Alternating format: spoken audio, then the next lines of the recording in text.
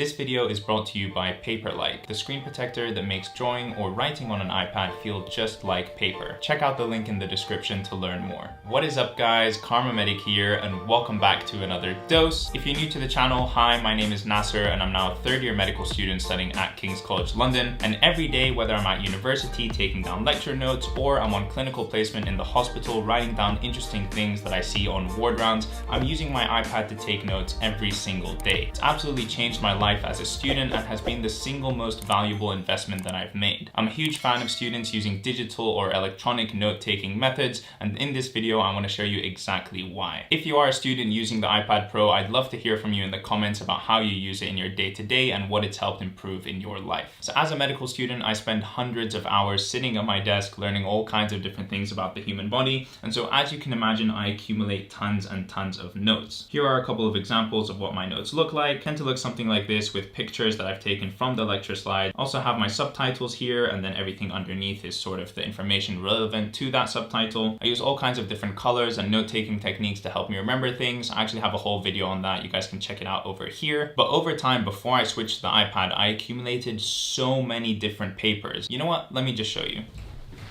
These are all the notes that I wrote during my university years at the University of Toronto. So this is my first year of medical school. And then these are all the notes that I wrote when studying for the MCAT. Hundreds and hundreds of pages of handwritten notes. These three big and heavy folders, which you really can't take anywhere with you. The iPad can fit probably 20 times as much information as this, all in one tiny thin electronic device. As much as I am neat and organized and I do everything in a very specific way, it's still difficult to go back through these paper notes and find anything that I need. And that's another thing that the iPad is amazing for. You can literally just Control F your whole iPad. You can find any word that you've written from any piece of notes anywhere. Let's say somewhere in these notes I want to find where I talked about bronchoconstriction. So I can go here and I can search bronchoconstriction. And even though my handwriting is absolutely horrible, over here I found there, bronchoconstriction. Where am I going to find bronchoconstriction in all of these papers and handwritten notes? That part of using an iPad honestly cannot be understated for university students. Anyways, let's put this away. It's taking up too much space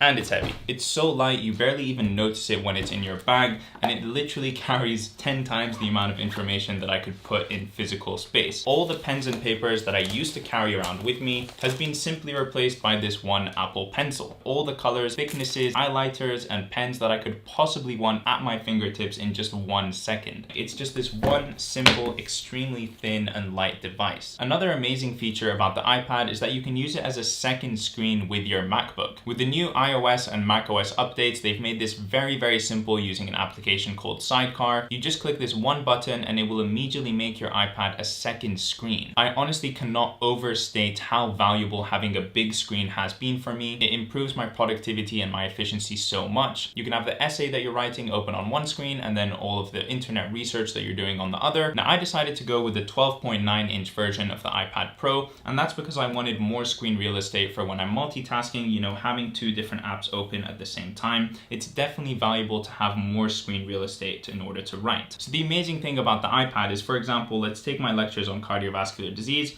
Let's go to lecture 01. So this over here is the equivalent of one piece of paper. And especially if you hold this in portrait mode, you can see that this is the exact size of an A4 piece of paper, which made the transition for me from writing on paper to going fully digital in my life so much easier, and it felt so much more natural. Something else that really helped with that natural transition was the Paperlike screen protector. Besides actually protecting my screen from any scratches or fingerprints and things like that, it actually feels like you're writing on paper, which is just huge. And that's made my transition to digital note-taking just so much more smooth, feels so much more natural, and it's as if nothing has changed. I've just gained all of the upside that comes along with having an iPad. It feels familiar, it feels easy, and it eliminates that feeling of you writing on a slippery slab of glass. And that's honestly made my experience of taking notes on an iPad so much better. I'm really, really enjoying it. If you guys want to learn more about the Paperlike screen protector, you can check out the links in the description down below. If you're actually using an Apple Pencil and the iPad in order to take your notes as opposed to typing on a laptop, then you're actually using your brain every single time that you write down a word. I know that when I was in lectures at the University of Toronto with my old laptop, I would literally just sit there, almost be falling asleep and just typing away whatever it is that I was listening to, whatever the professor was saying. I did manage to get down all the material that the professor was saying, but the downside was I was basically learning explain nothing. Now that I actually have to write out anything that I think is important, I actually have to use my brain to convert whatever the professor is saying into a nice, concise, and easy thing for me to write down, and something that I can actually remember. And another thing that I really appreciate about the iPad is that in the future, if you ever want to add in new information or you want to delete something that's old,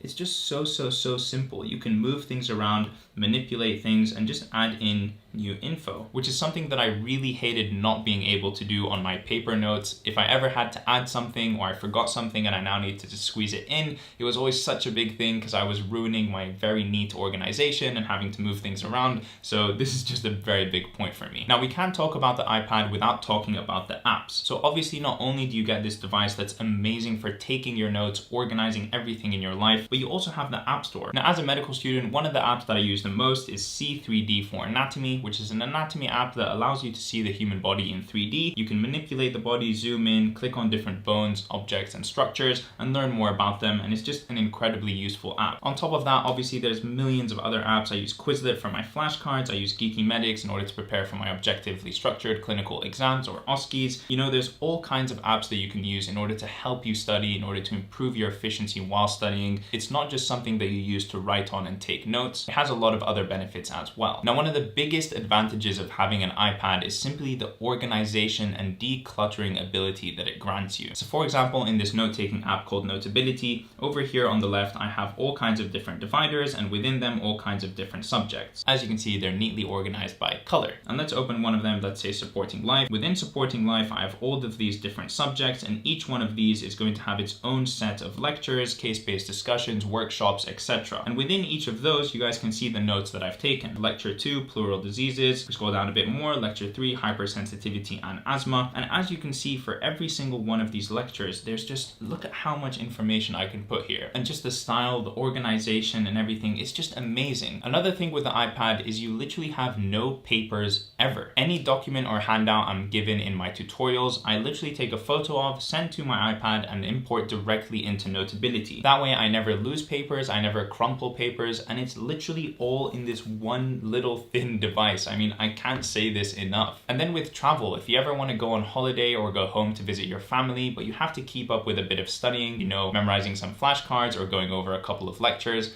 literally all you have to take with you is this. Before, when I used to travel home to see my family over the Christmas breaks, I would literally take 2 or 3 of these and revise from them. Even though I'm such an organized person, and trust me, I keep everything filed very well, this is still much less organized than my iPad. And this is much more difficult to look through and find the information that I really want. So it's also just amazing for travel. Another amazing thing about the iPad is that I know that I will never, ever lose my work. The note-taking app that I use, Notability, which you can watch an entire video on over here, I have on my iPad, on my MacBook, and on my iPhone. All of my notes will forever be stored online. I will literally never ever lose them. And if I want to access my notes anywhere in the world on any device, I can simply do that through OneDrive. So not only are all of my notes in one little thin device, but I can literally take them with me anywhere that I want, and I can access them from anywhere that I want. Back in the University of Toronto, 2 weeks before my final exam in 3rd year, I realized that I had lost one of these little paper bundles that I had made over the course of that year. And it was honestly so devastating. Those notes were gone forever, and I had to literally relearn and restudy so much material because I couldn't go over it quickly using my notes. It was a horrible experience, and to know that that will never ever happen with something like my iPad is just very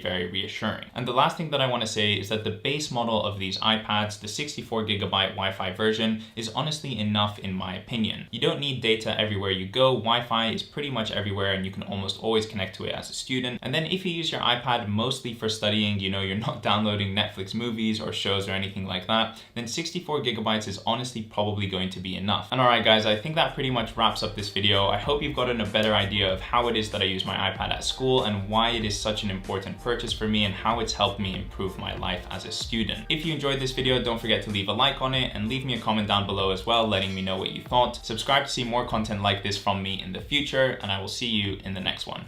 Peace!